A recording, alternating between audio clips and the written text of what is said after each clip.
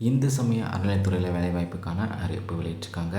கோயம்புத்தூர் அவினாசி சாலையில் இருக்கக்கூடிய அருள்மிகு தண்டுமாரியம்மன் திருக்கோவிலில் ஓதுவார் மற்றும் இரவு காவலருக்கு காலி பணிகளுக்கான அறிவிப்பு வெளியிட்டிருக்காங்க.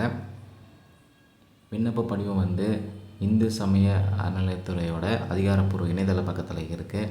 அதை நீங்கள் பதிவிறக்கம் செஞ்சு பூர்த்தி செஞ்சு உங்களுடைய சான்றிதழ் நகல்களை இணைத்து அனுப்ப சொல்லியிருக்காங்க. விண்ணப்பதாரர்களுக்கு சில நிபந்தனைகள் கொடுத்துருக்காங்க. விண்ணப்பதாரர்கள் 1/7/2025 படி 18 வயது பூர்த்தி அடைந்தவராகவும் 45 வயதுக்குட்பட்டவராகவும் இருக்க வேணும்னு சொல்லியிருக்காங்க. இந்து மதத்தை சார்ந்தவங்களை தகுதியானவங்கன்னு சொல்லியிருக்காங்க.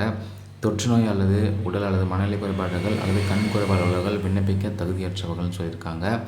நீதிமன்ற தண்டனை அடைந்தவர்கள், பட்டக்கணை தீர்க்க முடியாதவர்கள் என நீதிமன்றத்தால் தீர்மானிக்கப்பட்டவர்கள், அரசு பணியிலிருந்து பொது ஸ்தாபனங்களில் இருந்து இதர திருக்கோயில்களில் இருந்து பணிபுரிந்து தண்டனை காரணமாக பணி நீக்கம் செய்யப்பட்டவர்கள், இத்திருக்கோயிலுக்கு எதிராக வழக்கு தொடர்ந்தவர்கள், அவர்களின் வாரிசுகள் ஆகியோர் மேற்படி பணிக்கு விண்ணப்பிக்க தகுதியற்றவர்கள்னு சொல்லியிருக்காங்க.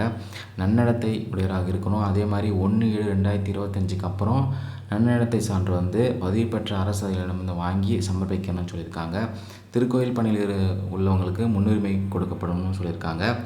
விண்ணப்பம் அனுப்பப்படும் மேல் முறையின் மேலே நீங்கள் எந்த பணிக்கு அப்ளை பண்ணுறீங்க அப்படின்னு தெளிவாக எழுத சொல்லியிருக்காங்க.